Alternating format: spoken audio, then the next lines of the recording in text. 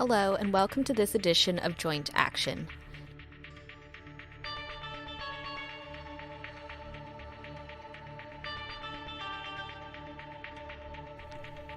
This podcast is dedicated to all those out there who have osteoarthritis. On the show, we unpack the truths and demystify the myths about the disease and its management. If you have joint pain and want to know more about how to manage it from the world's best experts, you've come to the right place. Without further ado, it is time to welcome your host, David Hunter. Hello and welcome to this edition of the Joint Action Podcast, where we have the opportunity to talk about what does a good physiotherapist look like. Now, I'm sure many of you have been along to physiotherapists or physical therapists wherever you are in the world and have received different types of care. How do you know which is better? This week, we talk about that important aspect of osteoarthritis management. We know that physiotherapists can play an important role in osteoarthritis management. And a good physiotherapist can aid in the reduction of symptoms. However, one ongoing and important issue is the problem of variation in healthcare. More specifically, distribution and promulgation of low-value healthcare, which are treatments that broadly encompass passive modalities such as interferential current, ultrasound, unnecessary imaging, use of K-tape. We could go on.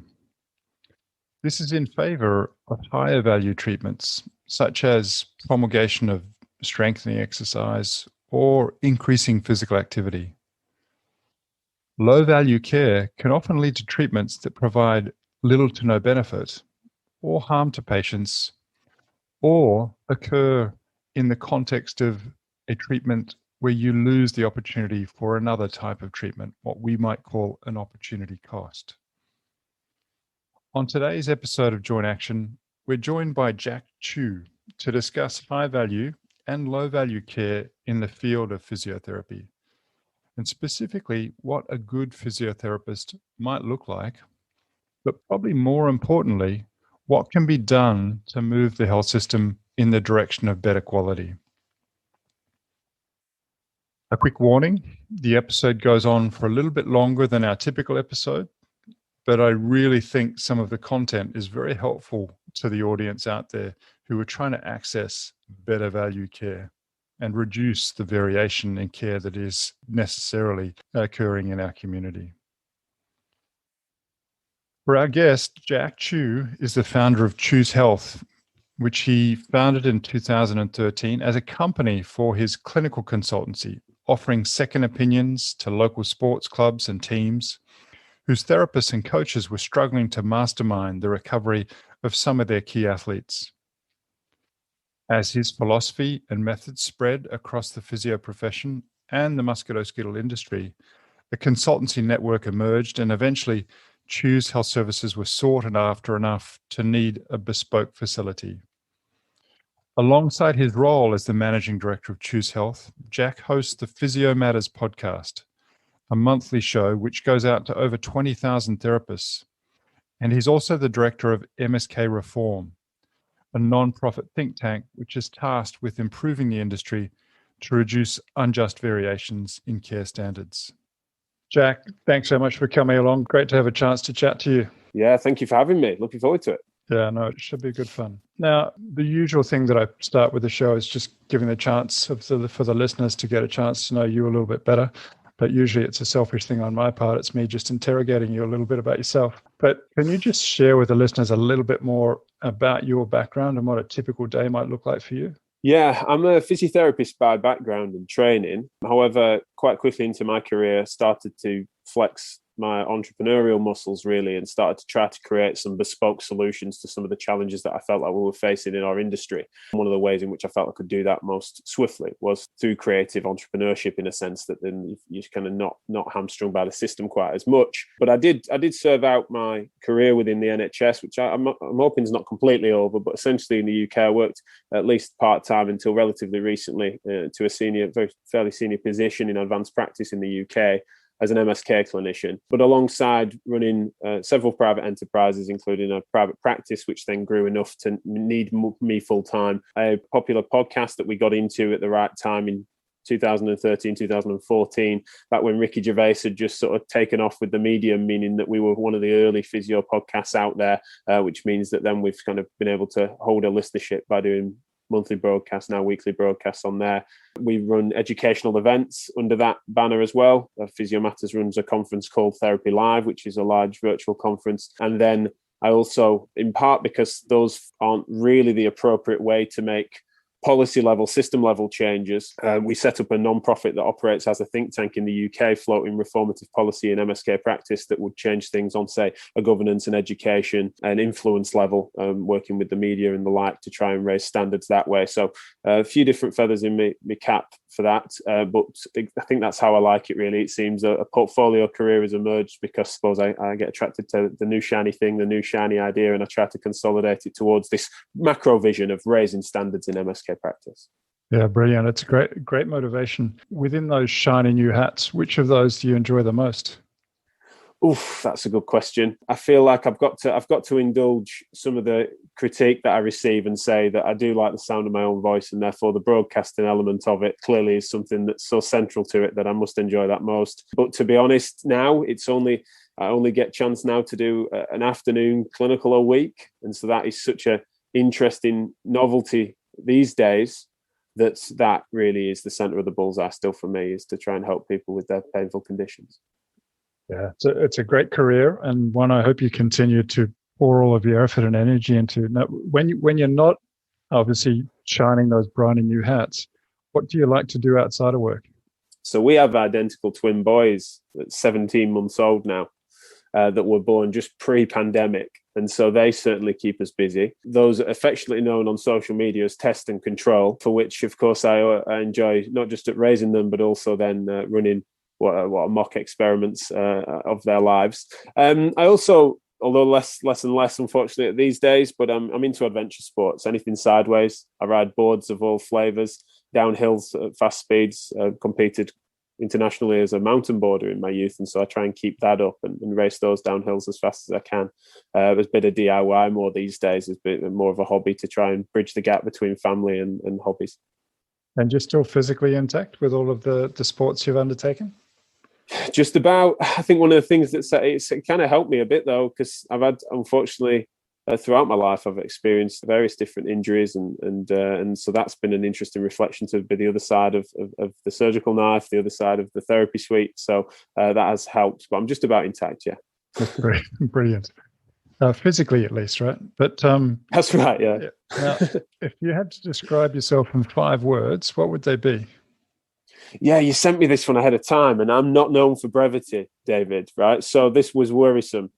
Go ahead, lash out. I've gone for loud critic of bad ideas. Yeah, no, it's a good description, and sounds like it's probably something that you get a chance to do on a regular basis too. Is that right? Through the various hats that you wear. Absolutely, yeah. It feels a bit negative, but you only gave me 5 words, so yeah, the next ones would be proponent of good ones. But yeah. Well, this isn't meant to be a critique at all, but a lot of my friends from the UK are not big on short sentences. I think they like to explain things in much longer verse than most other people around the world. That's certainly it. Yeah. Thorough if we're being kind, verbose if we're not. Exactly.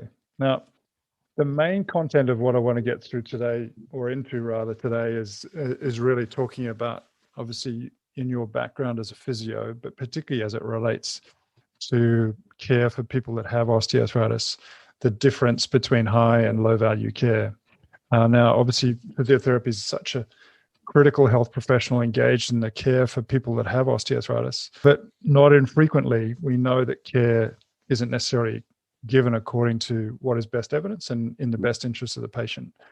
So, Jack, in the first instance, can you just give us a little bit of a background as to what high value physio care might look like? Yeah, absolutely. Straight away, it becomes then certainly my opinion based on my reading of the evidence and evidence-informed practice as it then relates and translates into practice. For me, it's a thorough patient-centered analysis of the case. And that is considering all variables, biopsychosocial and beyond. You're just understanding someone that's sat in front of you and what are the various different factors affecting them, affecting their lives that might be contributing to their situation, which in this instance, they're usually presented to you with painful and or stiff joints. And in that instance, that thoroughness is something that we just can't take for granted as to being a real center of what differentiates high and low value, because the thoroughness of that diagnostic process, but it's probably not the best word for it, that analysis I've said before, evaluation, the thoroughness of that brings with it then the accuracy of any treatment and management plan. It brings with it the accuracy of prognosis. For me, is something that the time needs to be spent on that. And the difference there in high value would be that you're not jumping to conclusions as to what that looks like without getting all the cards on the table. It's a metaphor that I overuse, but it's certainly one that I'm passionate about, both in terms of sort of the conversational liberalism I bring as a broadcaster, but then also just in patient terms.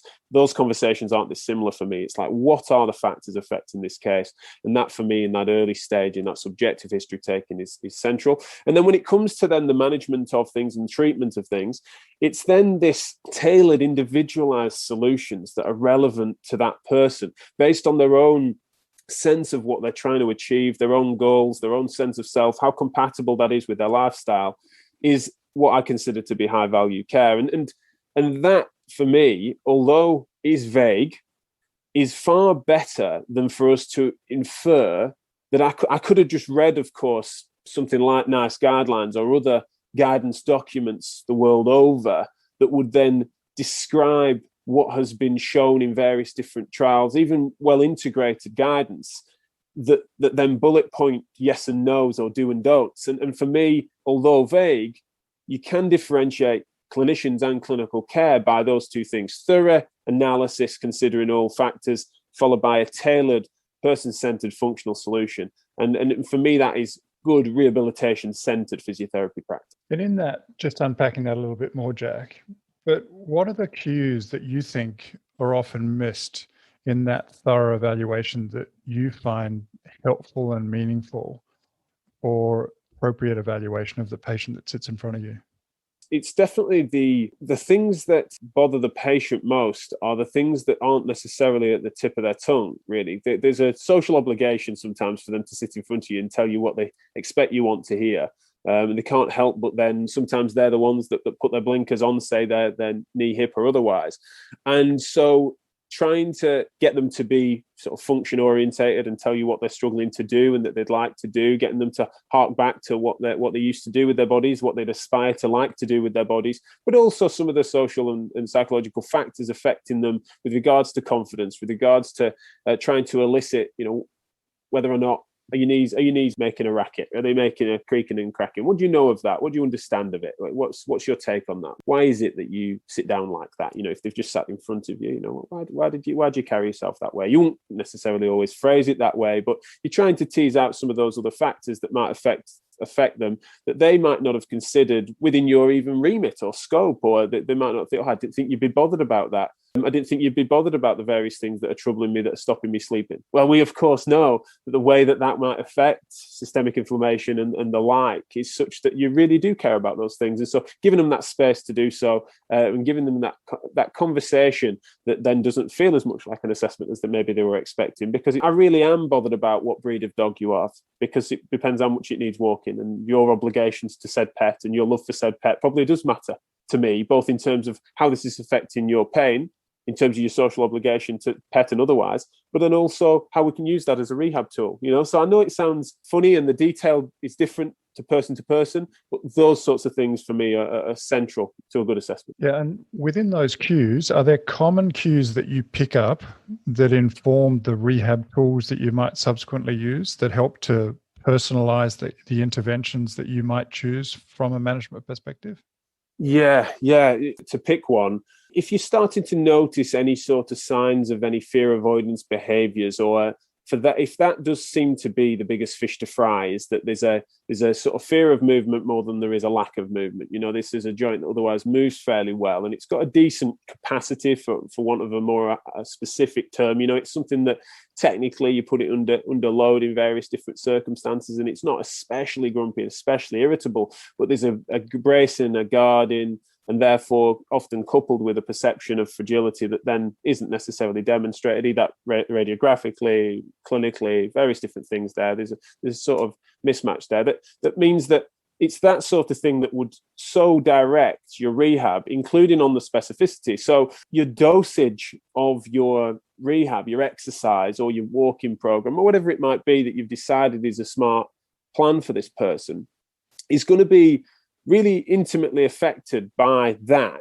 rather than if they weren't necessarily demonstrating those factors. There wasn't necessarily those fear avoidant behaviors. The pain's still significant, but you might be needing to or wanting to be a bit more dose specific on your squat regimen or things like that you don't want to, and you can make the mistake then if they don't have those concerns and you therefore cookie cut a reassuring model of really gentle graded rehab where you're offering lots of supportive reassurance, that might be pandering and coddling in such a way that would be sort of very socially inappropriate. And so those are the sorts of things where, as one example of how what might emerge from a subjective history taking of the thoroughness I'm describing, that would then indicate two quite different routes, even though the nuts and bolts of it might look similar, but the sort of dosage, how involved you are, how much they might need you both, in person, in a world of integrated virtual care. There's different circumstances then as to how much you might need to see that person in person. So I hope that answers your question. Brilliant. And I guess it extends us a little bit further in terms of that virtual care methodology that you're referring to there, because I think a lot of the time, and again, you may have your own perspective on this, and I'd welcome that. It seems like there's a very codependent relationship that gets set up, whereby a health professional creates an expectation that they need to come back 2-3 times a week for episodes of care that, I guess for some people they may absolutely need, but from a recipe perspective, potentially could be done using alternate methodologies. What are your thoughts on creating that dependent relationship and I guess setting up an expectation on the part of the patient that they need to come back on a regular basis and not necessarily handle it in a different way, whether that be through remote delivery of care or giving the person the tools themselves that they can continue to develop their own management skills? Yeah, it's a really interesting point and topic anyway, but certainly in light of the pandemic and a proliferation of virtual consults, it's something that we need to be giving a lot of thought to.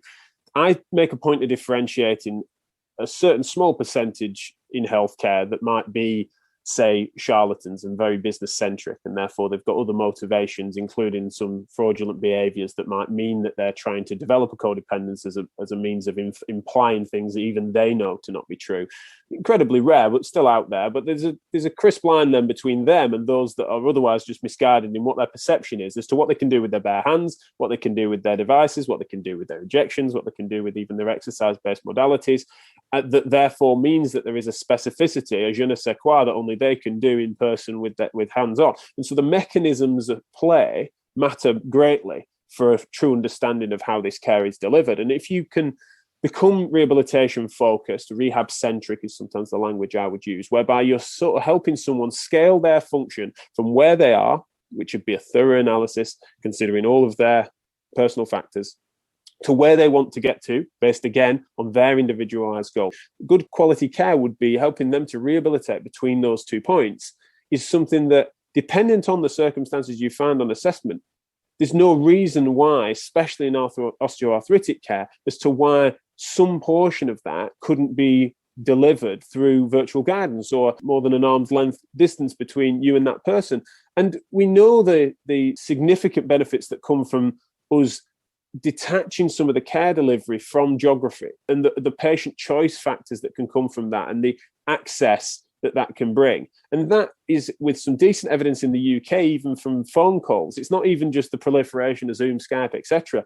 We know that even people used to think it was just telephone triage. It's like, well, no, integrated care, whereby when that relationship especially is established, it's shown to be a really good way of patients not feeling that codependence gets developed and that they feel empowered to actually manage their own condition, which, let's be honest, is of course where we need to get to. It's the only sustainable healthcare model, is one of which we can not create a sense that healthcare gets done to people. It's something that they own, they need guidance and support with, but fundamentally phasing people into a supported self-management approach is, of course, central to any sensible care, especially for something like osteoarthritis. Yeah, brilliant. And obviously we'll get into the low value piece in a second, but are there other key features that you see of quality delivery of care that a physiotherapist should be providing to patients out there with osteoarthritis before we get into the lower value pieces? Yeah, if I had to think categorically for a second in terms of interventions that you could group, then it'd be very disappointing if the therapist wasn't considering and integrating, in the most part, strength training, for example, of the lower limb, like load-based and weight-bearing strength training. Be very strange. Not always, and that's why it comes with that slight hedge. But as a general rule, then yes, that's what you would be looking for, is someone that is then looking at scale. It's that vague term again of capacity, scaling someone's ability to tolerate whatever forces it is that they're asking of their body, and then aspiring to that. I would say as well, increasingly, that sometimes the dishing out squats, deadlifts, and the like has sometimes then moved us too far away from quality cardiovascular exercise. And we know that the effects of just getting someone out of breath for 20 minutes a few times a week is incredible for some of those more systemic variables. I think sometimes those physios we have had, we've kind of taken to the strength feature, because essentially it sort of still feeds some of that biomechanical bias that makes us think, well, yeah, let's get the muscle stronger to support the joint and stuff. And we end up sucked in closer towards the knee. Whereas, of course, some of the broader exercise interventions, including cardiovascular, would be something that you'd hope high value therapists would be really delivering on. And then, of course, becomes, like you say, we'll talk about the low value, because I think that's sometimes where the more obvious thing is what they shouldn't be doing as much as anything. Yeah, and I know you said you didn't want to tick boxes in the left and right hand column with regards to interventions that are good and bad, but let's go there anyway. You use the word charlatan. There's other words that could be used to describe some of the activity that goes on, but it obviously creates some sense of codependence. It comes at cost. But what are some of the potential interventions that are being used on the lower end of the scale here that don't necessarily help patients benefit with regards to functional outcomes we're really trying to attain longer term? Yeah, the reason it sounded like I was maybe going to bottle it and not throw some interventions under the bus is mainly because, of course, the rationale and the logic underneath their application is the massive part of it. But it's when people are claiming mechanisms of effect and often inferring that to the patient that makes a massive difference. Now, there's some stuff that I just can't comprehend its need or utility. Like you could torture logic and find a route for it. But fundamentally, if someone is using something like therapeutic ultrasound on osteoarthritis now of any relevant chronicity, but what at all really, because usually that comes with them implying that this is something that is regenerative and pro-inflammatory, or there's a lot of what are known to be debunked mechanisms that are not of a relevance. And even if there is a cry that at the right dosage, then it's going to have an effect on the tissues, then you're becoming tissue-centric anyway, and you're disembodying this knee, especially when this is precious time with a therapist, is that really just cannot be the biggest fish to fry. And so that is a flag for me, is any narrow electrotherapeutic intervention to a body part that isn't then, if I was to be really charitable, if you could nest that into a wider rehabilitation plan, it's still inefficient. There's an opportunity cost to the time you're spending with them that I just cannot comprehend that being useful. And then you've got things like your manual therapies in and around, say, an arthritic knees that you can so understand. For example, that only a few weeks ago, a niche circumstance presented itself where I felt like it was appropriate to have a patient in prone and just showing them that they could get some tibial rotation in flexion. Technically a manual therapy intervention, but certainly not one where I'm saying, right, I'm going to mobilize your knee to try and instigate this rotation, to try and loosen your joint capsule, or to make some mechanically centric change to your knee.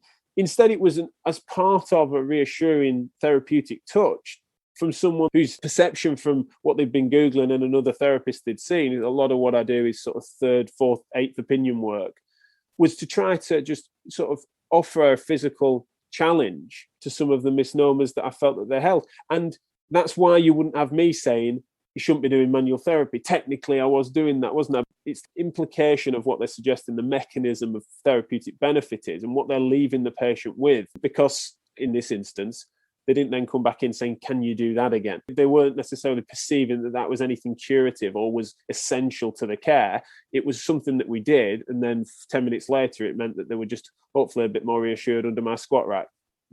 Yeah, no, it's really super helpful and a great explanation. Just digging again a little bit further into the interferential in particular, and the ultrasound and those passive modalities that you spoke about that are not infrequently used in physio practice for people that have osteoarthritis.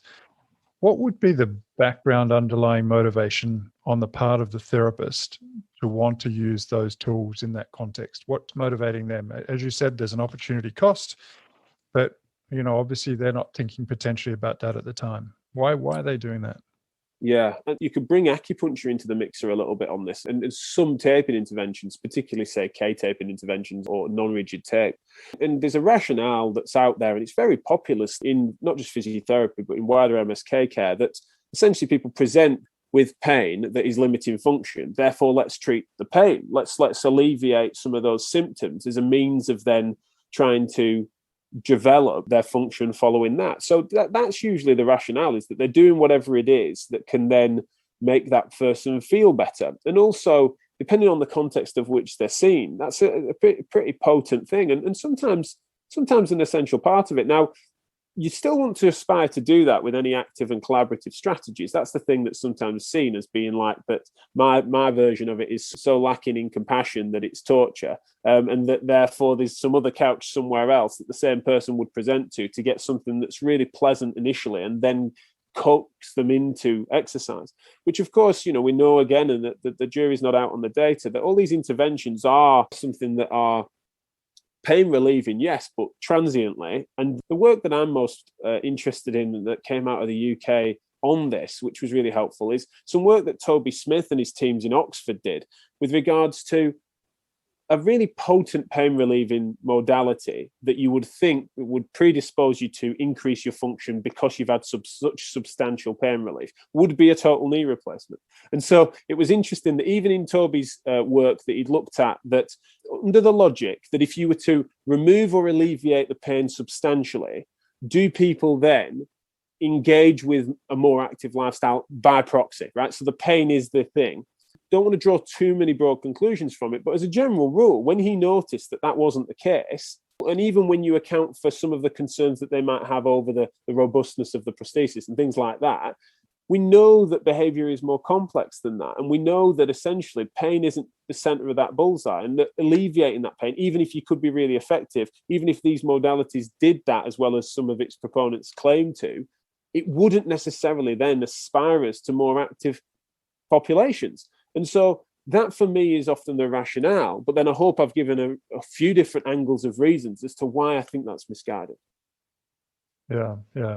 An extension of that potentially is coming back to how physio practices sometimes work, and potentially clinician treating more than one person at a time, giving one person the ultrasound while they go off and start treatment on another. Are there any practice efficiency material benefits to be gained by using some of these passive modalities in a practice? Efficiency measured by what, I guess, is the thing, isn't it? It's certainly business efficient. You can delegate some of those technician-based treatments down. And I've known of that, hopefully less and less. Maybe I'm being naive there. And I know this does vary cross-culturally. It varies dependent on nation. But yes, you do hear of a triaging therapist who then queues up a variety of modalities and then revisits them to conclude. And for me, especially as you heard of what I describe as being high value care, is a very somewhat intimate conversation that really gets into the detail of it. It's something that increasingly is demedicalized, and you need to have that attention. You need to be truly listening to that patient, and you're not going to do that from another room whilst concentrating on someone else. And when I say concentrating, I mean hearing a brief enough part of their story to think, which recipe am I going to use today? That is the opposite. It's protocolized. It's certainly for the benefit of efficiency, yes, for the practice and for the clinician, but certainly not for the patient. And I think above all else, if we had the robust measures, and we'll come to this later, no doubt, but the robust measures to actually map proms and prems properly on this stuff, then it'd rid us of that style of care quite quickly, because it's thoughtless, and it's something that really is dated. It persisting within a medical economy, you can so understand. That's why I said, depending on what measure, depends on its efficiency. Efficiency for what is the center for me is getting people better and keeping them better and helping them sustain an active, healthy lifestyle. It's damn inefficient. But as far as business practices go, it's very attractive.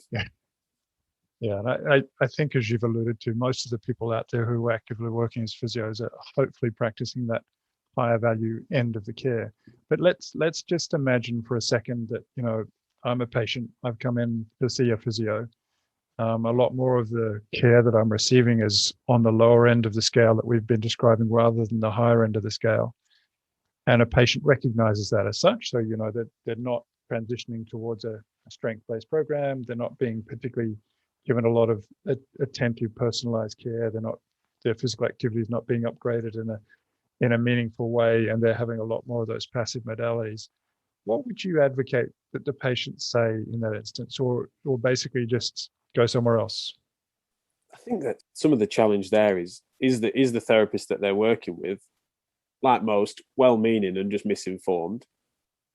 I don't excuse that as much as I maybe did 10 years ago after the proliferation of materials such as yours, mine, and everyone else's online. It'd be fascinating for a therapist to have a justification for having such blinkers on these days, really. But again, let's give them the benefit of the doubt and think that they're just misguided. Then a patient having a conversation with them saying, I've heard maybe I could be lifting weights on this knee, or you could pose that gently, depending on how the relationship is.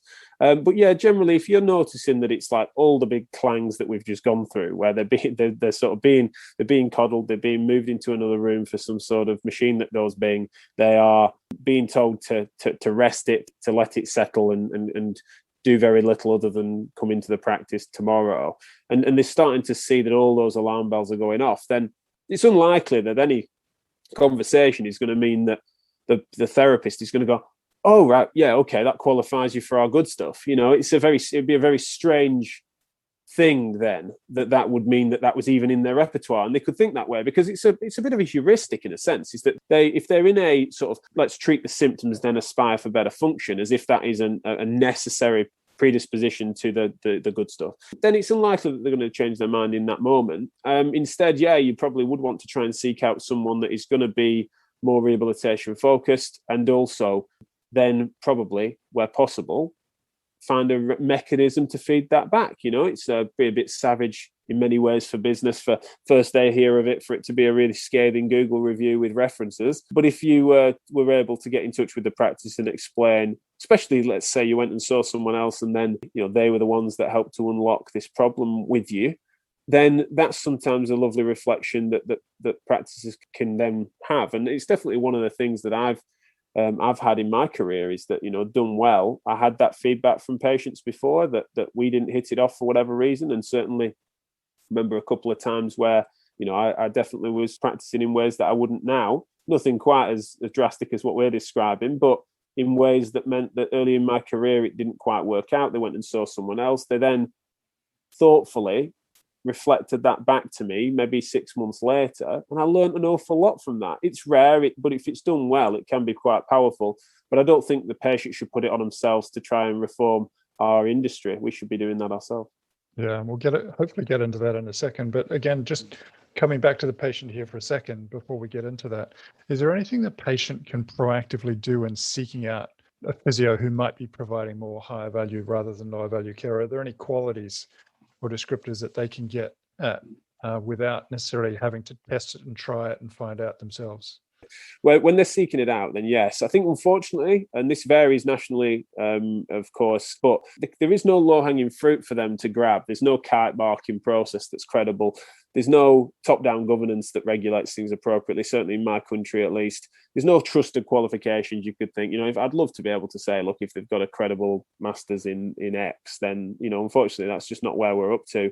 And also, there's a very muted peer regulation system in which, folk like you and I'd even, unfortunately, you'd get lumped in with this now in this conversation, is we'd be considered heretics for daring talk down even corners of a profession. And so that's something that really stunts any development there. So the patients haven't got an obvious go-to place for a register that they could differentiate low from high in any credible way. So instead it falls to consumer due diligence. And therefore, what you'd want to do is, if you go to someone's website, you're looking at their literature, or you're hearing some of them, or you're reading some of their reviews, or whatever it might be, are they going to consider all of you? Are they going to disembody you? Are they going to just look, have their blinkers on at their knees? Are they just talking and listing about various different things they can do to you? Or are they going to be working with you? If they're bragging on their website about their technology, is that their squat rack? Or is that their electrotherapy? Is that their traction devices? Or is that their open gym space of which they are proud to deliver a 70% plus of their care?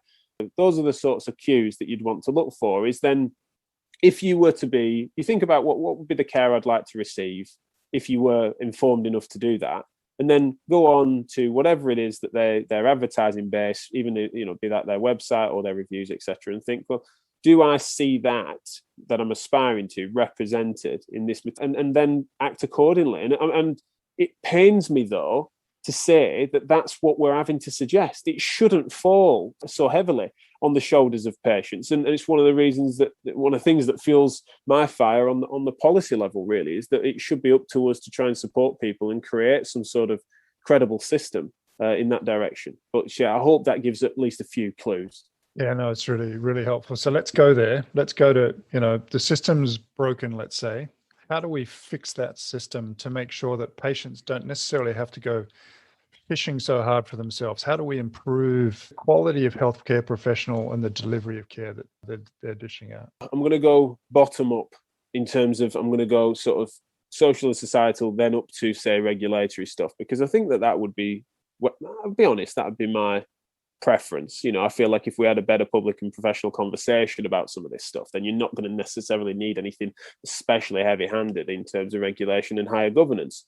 I think that responsibility should be distributed across that spectrum, and therefore I'd start with a more open dialogue about factors such as this, making sure that then we puncture what I've called professional correctness, this sense of politeness that comes from the fact that, Jack likes to use rehabilitation, I like to use manual therapy, and imply that then corrects people's joint position. Who are we to judge?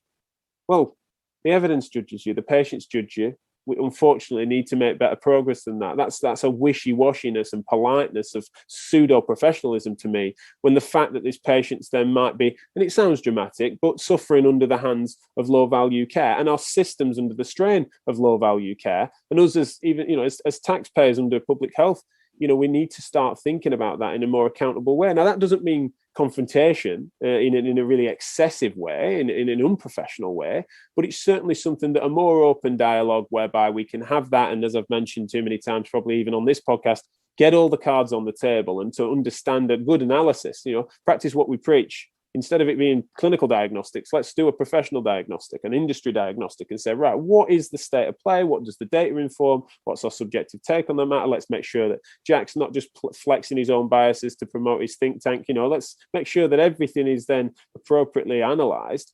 And then I think that would go an awful long way. It would also then lead to more accessible training at all levels, undergraduate, postgraduate.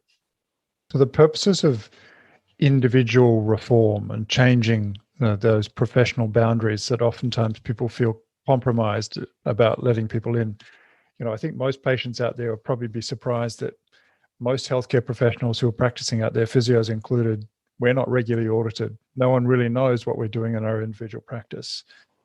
How do we go about changing that environment, that culture whereby many people feel protected and we can feel confident about auditing one another's practice, about revealing what's actually going on behind the closed doors, and not feeling ashamed or confrontational when we do get threatened in that context? That's a question that gets posed at least every third team meeting we have, because essentially you've got so many different angles to whether or not people even in my team, that feel like they've kind of given up on whether or not we can have that mature conversation amongst ourselves. And therefore, unfortunately, we need to aspire for something that's going to then mandate an audit frequency and style and standard that we need to go for, which of course we can come to what my suggestions would be on that level. But I think that the culture shift that you're describing we need is something that starts with a humility of those with a level of expertise and a public platform to suggest so.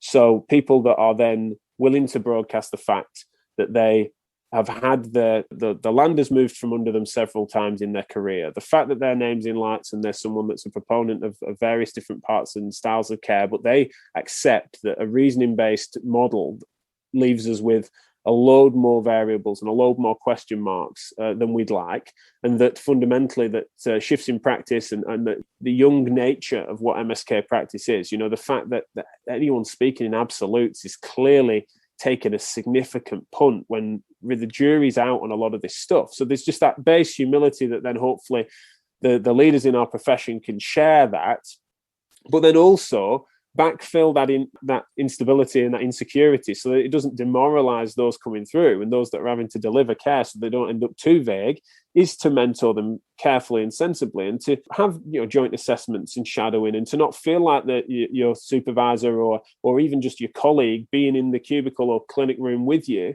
is necessarily as a means of tutting and ticking a checkbox or a sheet or judgment. It's support, and that culture shift comes from the fact that if we can stop fingers wagging, because essentially who on earth would be wagging their fingers? If I was to be shadowing any given clinician, you want to be making sure that, of course, there's no spirit of judgment, there's a spirit of support. And that is something that, on an individual basis, you need to reward that amongst your staff. You need to observe it when it happens. You need to recognize that if someone is tutting and wagging fingers, then God, they've got to have good reason for doing so. And usually in our industry, if it's not on safety related grounds, then that's where you need to have that conversation about, well, who are you to judge, and is there actually a route or a rationale, if you'd have given it chance, as to why they're maybe strapping that particular knee, why that orthotic device is actually appropriate in this instance. Those are red flags for some people, when fundamentally, if you unpick that reasoning, it's a completely reasonable intervention that we've seen bear out in some of the literature. But the cultural support needs to go that far, really, into mentorship. And will that emerge on its own? That's the fascinating question. I hope so, but I said that 5 years ago quite publicly. I said I'd hope so, and then I get challenged quite frequently about that not moving on fast enough to protect patients in such a way that then some of my colleagues who they want us to make a case for more regulatory framework. I'll be honest, I'm struggling with my side of that argument these days, because it's not really shifting as quickly, and also me and others face still an onslaught of suggestion that our critique is heavy-handed when we're being as gentle as we possibly can.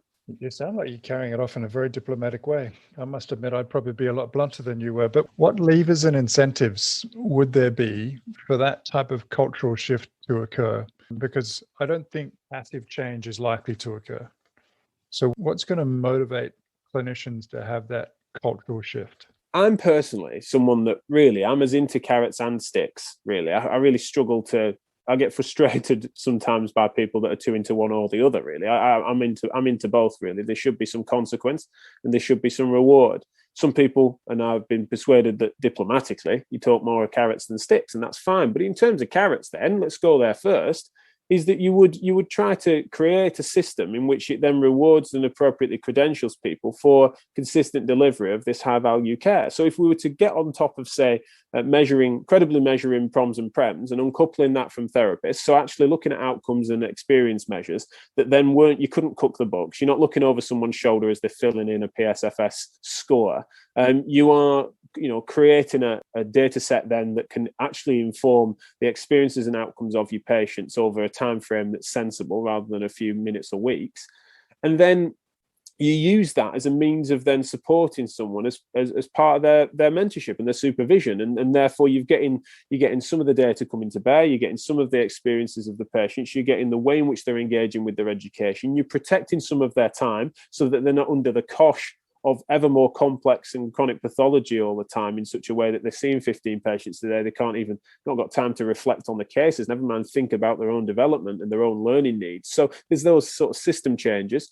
A lot of the principles we speak of course, are universal, but when it comes to, say, aspiring to change governance structures, if we were too general on that on a world level, you just get nowhere. So sometimes we've got to be really particular and speak to different policies and laws even that would need changing to change practice. But in the UK, we have a chartered society that is a near monopoly on physiotherapy registration as a means of, it's the easiest and simplest way to be a trade union and an insurer. Now, I'm not calling them on this, but essentially just because as an undergraduate, you qualify into and just pay your trade union 30 quid a month and you're then chartered, yet that word culturally in the UK for chartered accountancy, chartered surveyors, chartered solicitors, chartered lawyers is a postgraduate qualification and peer review process to a panel that then is a known step. The difference between an accountant and a chartered accountant, I'm not saying it's perfect, I'm not saying it's perfectly credible, but I'm just meaning that there is a relevant step there that we can quibble as to how justified that level is. So to have co-opted that language as chartered physiotherapist, and therefore the only distinction between a chartered physiotherapist and an unchartered physiotherapist, or just a physiotherapist, is that the chartered physiotherapist pays his trade union 30 quid and then obliges by a code of conduct, essentially, rather than anything else, is fascinating to me. It's a misuse of language, but regardless of it being the complexities of a royal charter in the UK, what I'm suggesting is that if you can create some sort of pathway, which medics have had for many years and increasingly nurses staff in the UK, and we're aspiring to a process in which you can then credential someone as a postgraduate that then has met credible standards. You don't have to be called chartered. I'm not wedded to that, but I'm just using it as an example of saying that for me would be a really good carrot that would then, a stick would be the obvious thing would emerge, because those that weren't would be aspiring to be. Otherwise, they would suffer some social consequence from patients, from their peers, and get chartered would be something that would be really relevant. So that's me speaking to the carrots as a diplomat. Well, you're still doing a great job of being very diplomatic there, Jack. But I mean, on that topic of potential continued professional development and training that it would occur following any degree that they might do at university. I mean, a lot of professional colleges around the world do continue to do that, whereby a person necessarily needs to get a certain number of points, if you want to call it that, every year, so that they are maintaining a certain level of professional standard. To me, again, that probably doesn't necessarily guarantee that person's necessarily going to practice according to what should be occurring as far as either best evidence or best practice is concerned.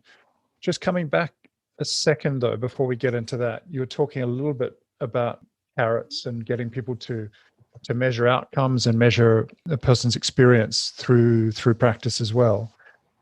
What if any efforts are being made in the physiotherapy community around payment reform? Most medical practice throughout the world is very much a fee-for-service system. So you go along, you get a certain intervention, and the clinician gets paid, irrespective of how well that person does. So there's really no fee for quality. Obviously, there's a lot of payment reform happening, but what could happen in the world of physiotherapy to enhance quality that might be incentivized according to reimbursement? Is there any way that can happen? I think it'd be very difficult to, unless we can crack this nut that is the prom and prem piece, which is something that I won't go into too much detail. It'd be boring, but we are really working on that as a think tank to create a platform that would be then really user friendly to try and do that. Because I think with a large data set that then helped us to, instead of it being, what do Jack and David think about this care delivery? If we were reading someone's clinical notes and look at the general, or interviewed a patient 12 months after they'd had an episode of care, and we were to assess that, then the subjectivity that's baked into that, as well as the accusations of bias, the frustrations that many have with things like nice guidance, etc., it'd be such a complex conversation. And because some of those concerns would be valid, of course. So instead, if we can try to make sure that data collection, as well as the experience collection of some sort, where we were to marry those things up and understand then that it's not just our take on the matter, it's something that what delivers quality and efficient healthcare for the goals that we all aspire to, which is people with, in this instance, less pain, more function, You can even go as far as to say sort of happiness, for want of a better metric, with regards to life years, whatever decision you make on what your outcome would be. That's obviously more of a research question. But I think that without that, I really struggle to comprehend how you could incentivize through payment system.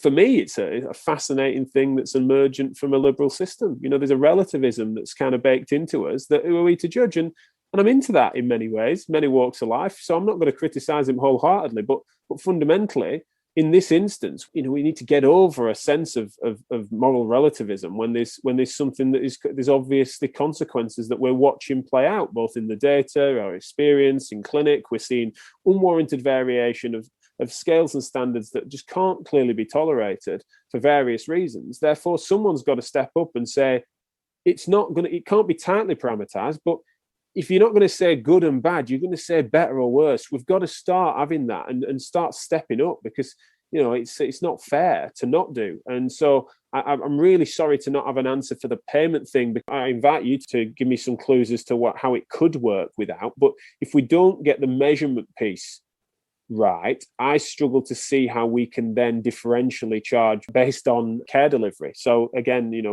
this is where I might not have thought hard enough in that direction.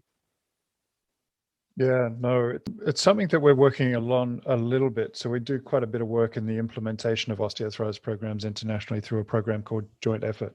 And as part of that, we're looking at trying to standardize outcome measures that might get used in clinical practice, not necessarily just research studies, that would be hopefully simple and easy to use in clinical practice, not burdensome either to the health professional or the patient, but would simply allow the assessment of standardized clinical outcomes over time, and do that en masse. And as you suggest, not do it as an acute setting, but do it particularly in the context of osteoarthritis, where you evaluate that over time. For us, that's mainly in part so that we can actually compare between programs and see what outcomes are occurring between different programs, in an effort to try to enhance quality and improve quality between those programs, where some may or may not be performing as well as others, obviously cognizant of the variation in the different types of patients that may present and the contributions that they might make. But outside of that, ultimately, it would be great to see that payers, insurers, health systems, whoever they may be, might want to look at data that's coming from those programs and pay based upon the quality of care that's actually being delivered based on outcomes that are measured. Because as you suggest, individual quality statements that people might make over individual practitioners are really, really hard to base any payment upon. But if you've got a patient whose quality of life is measurably different to another person's quality of life, and you can see that and place a value on it, then there should be a value that a healthcare system and a payer may or may not be able to make according to that. So it's a work in play. I'm not necessarily suggesting it's finalized. I don't know that it's necessarily going to be palatable for a lot of people. But I think if we continue the current system, whereby you can go and pay, someone a factor of 10 times more for the same haircut that's of poorer quality, it doesn't make any sense. So I think we need to come up with some useful measure that will allow us to assess quality and potentially start thinking about payment according to that, rather than just fee for service. I think that obviously, I'm so supportive of that. And if there's anything I can do or we can do to promote work such as that, it's fantastic. I think that I admittedly thought a few years back that the pressure on payers would be so significant that they would start caring about care style, care quality. And unfortunately, though, I did turn out in the UK context to be a bit naive. And it is a different context, granted, with our National Health Service and truly public medicine in that sense. But the payers in the private system were just admittedly, and the bit mealy-mouthed saying that they would invite prom and prem data, which is one of the reasons why you'd then need to confront them with that. But independent of it, I did think that, well, it's in your best interest to get the quality up so you can get more efficiency. Just speak to their bottom line. But it turned out that fundamentally one of the big draws into their systems was the sense that the patients aren't unfortunately that well informed, and therefore to be pandered to and to be pampered, and for therapy to look like a spa, there's no bottom line cost to them because that draws people into bolstering their packages on insurance. So I was a bit naive in that direction. So that's one of the reasons why I'm kind of all in on the sort of prom and prem conversation, because I think that that's the sort of thing that might persuade them, because at the moment it's in their interest for there to not be crisp lines between spas and therapy, or between sort of what would be pandering care and rehabilitation centered care, and getting people to participate in their own health is something that is famously less sexy and less trendy.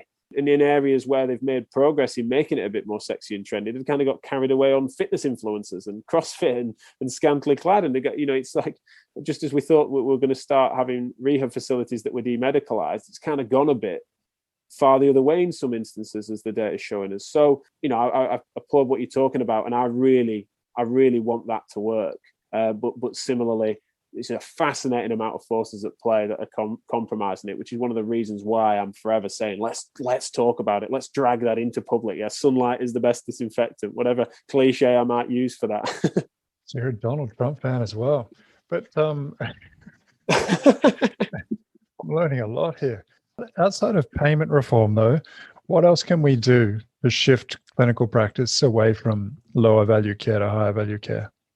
A while ago, you were starting to go and talking about undergraduate, postgraduate education, but I don't know whether you want to expand on other areas that we could enhance here. Yeah, that's something that I said about training, accessible training at all levels. And then you quite rightly brought us to the conversation we've just had. And that for me would naturally, you can't really solve it without then giving people access to what might change their mind or hopefully persuade them. That's the thing. It sounds like both of us are in the persuasion game rather than sort of mandating it. And therefore, you're changing a curricula and a syllabus within, say, undergraduate programs of various different MSK disciplines is all well and good. But the pressure on those courses, especially because they're not MSK-centric courses often, they've got to visit various different things, and rightly so, means that you then end up you're taking away some of the recipe-based tools or intervention tools and recipes that they'd use them in,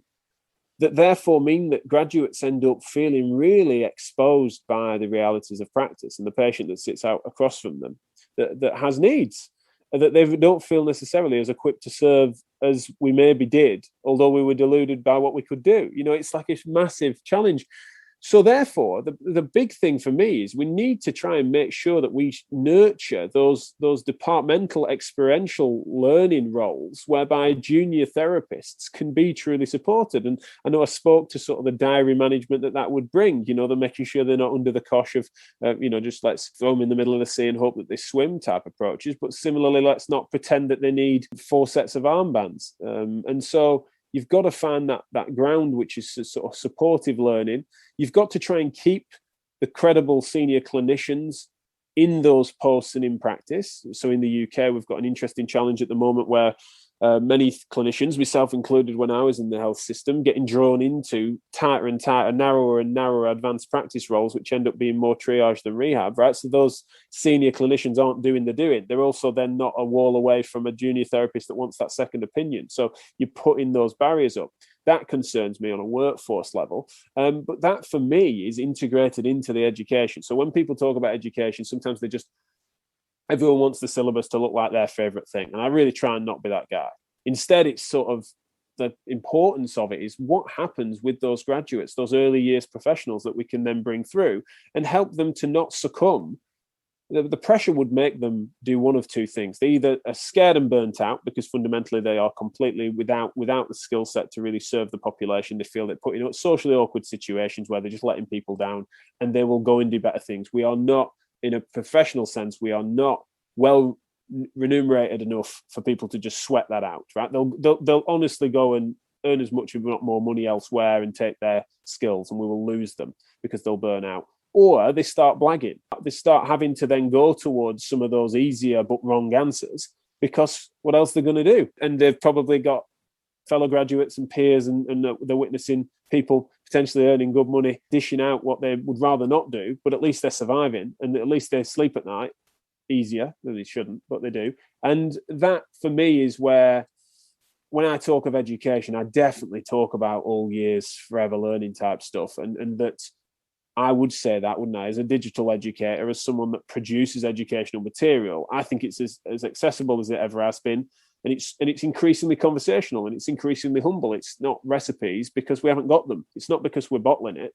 It's because we're having to err on the side of rather than be devout and explicit. And I think that's something we just need to get our heads around. So obviously part of it's education, part of it's talking to these people and giving them a suite or a set of options that hopefully create some confidence for them. Yeah. Are there other ways that we can support younger people, particularly as they're emerging into the profession, to ensure that they don't burn out, that they're given the right environment to grow, to develop, that they don't feel threatened by the volume of patients that sit in front of them? I think one of the best ways of doing that, in my opinion, is to utilize the varied skill set they have that's non-clinical or adjacent to clinical with regards to, say, digital tools. These are increasing digital natives. They understand some of the interesting market forces that can influence people's health.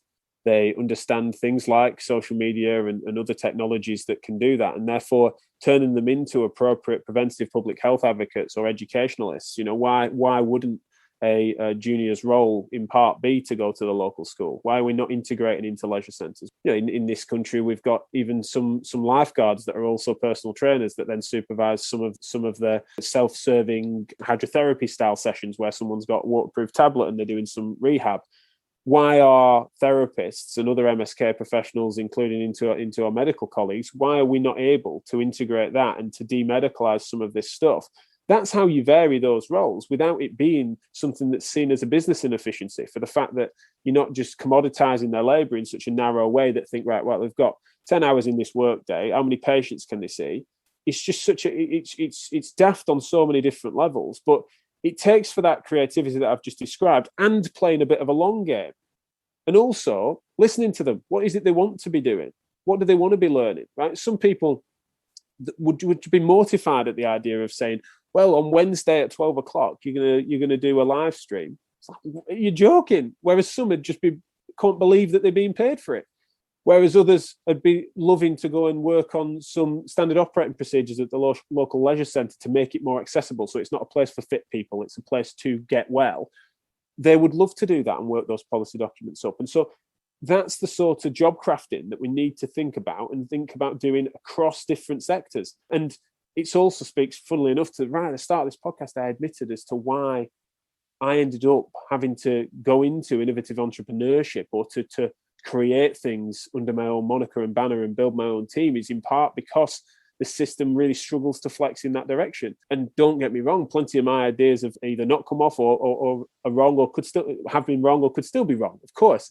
But it's just that the ability to try some of that stuff and the ability to use those sorts of innovations to de-risk it on our emergent junior population of therapists is, what if we don't? That for me is a crazy thing for us to be risking right now, because the demand on our services is huge. So how are we going to serve them? How are we going to look after them? Now we're going to stop these therapists just saying, sod this, I'll go and sell cars. I'll go and work at the local shop. Unfortunately, these are talented people that could certainly go and earn a good living elsewhere and probably just become, it could just be a hobbyist in health if they wanted to, and still get that justification if we don't look after them. Yeah, no, I completely agree. And I think there are so many different ways of achieving improvements in pain and function that don't necessarily involve one-to-one consultation and burning health professionals out.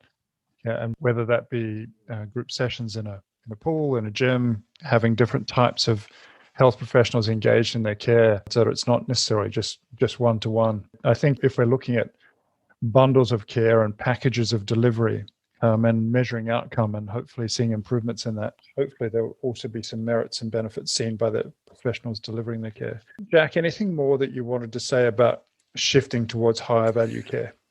I think we've covered most of it, and certainly at least of that big picture view. I think that when we're trying to identify what we're meaning by high value and low value, then I think we need to accept and acknowledge the fact that that is so conveniently vague, and that philosophically sometimes when we're scrutinizing what we're meaning by things and trying to define terms, etc., it's really healthy for us to make sure that we don't overgeneralize and we don't just start cooking the books based on our own persuasions and biases.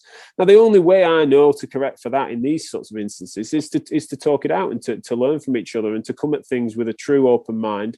And I think that then the really credible accusation that I face when talking about, say, high value, low value is just that. It's like, on whose terms, based on what presuppositions, what are your priors? And I hear that. And I respect that. And I think that if we were dismissive of it and just say, well, we know it when we see it. You might have heard about, have you heard of the pornography test? Essentially, you don't know whether it's, you just know it when you see it. It's this idea that essentially it's something that's so confrontational, so explicit, you kind of get it. And some people want to do that with high value, low value. It's just like, well, if you pay enough attention to the evidence, to the literature, to the wider professional conversation, you kind of know what it looks like and what it doesn't. I just can't, that doesn't work. It just is not, it's not right. It's not thorough. And it's also the sort of ideological reasoning that's got us in this mess in the first place. So essentially, I think that I challenge all of those that are aspiring, and rightly so, to high value care to not be taking low hanging fruit, right? Go the hard yards, unpack your arguments, scrutinize your own thinking, try to be as crisp as you can, take a scalpel out when you need to be particular, rather than just wielding a sledgehammer all the time. But admittedly, I say in this podcast, we've kind of gone big picture, and I'm pleased we have done. I hope I've made a case for it. And obviously, it's an introduction to various more work that we've done and work that we're trying to achieve on this very topic, which sometimes is big picture, sometimes it's getting the microscope out. But that knowing what lens to put on things is really important. And I want to assure your listeners that level of detail where required is there amongst me and my colleagues. But then also, if we lose track of that big picture vision and understand some of the workforce and public health related variables and de-risking people's future, as we talked about, preventative medicine, if we lose that, then what we're doing will end up navel gazing once again, just in a slightly different angle. And we love doing that anyway, don't we? But Jack, are there any resources that you'd like to point people towards, or if our listeners are particularly wanting to hear more from you, anything that you want to point them in the direction of? We have some great OA resources like rheumatology.physio that are very new. That is part of Jack March's project. And so whilst not rheumatological, of course, it's part of a group of resources that we have on OA now that can help people, both patients and therapists, to aspire to know more in that direction.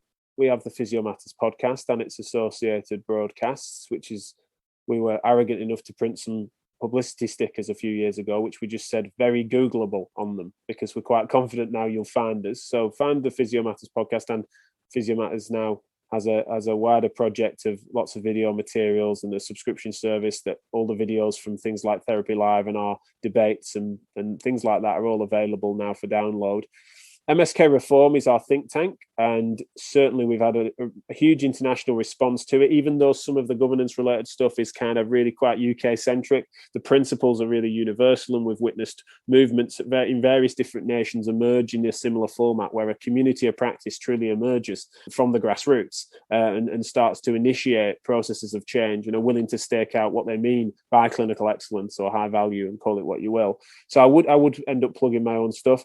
I think that increasingly NICE are doing some brilliant work. One of the associate directors of MSKReform is a lady called Dr. Emma Salt, and she's doing knowledge translation summaries of MSK NICE documents that acknowledge the accusation that sometimes there's what sometimes might seem as if a narrow empiricism, which I think is an unfair accusation, but they've been at pains to try to make that as clinically applicable and unpack those arguments. So I would say, for those that maybe feel that the NICE stuff maybe sometimes feels a little bit dry, go and have a little look again at some of the clinical knowledge documents that they've been producing, because I think that's some really good work in translating this MSK piece. And obviously, it's quite an OA focus to some of that work as well.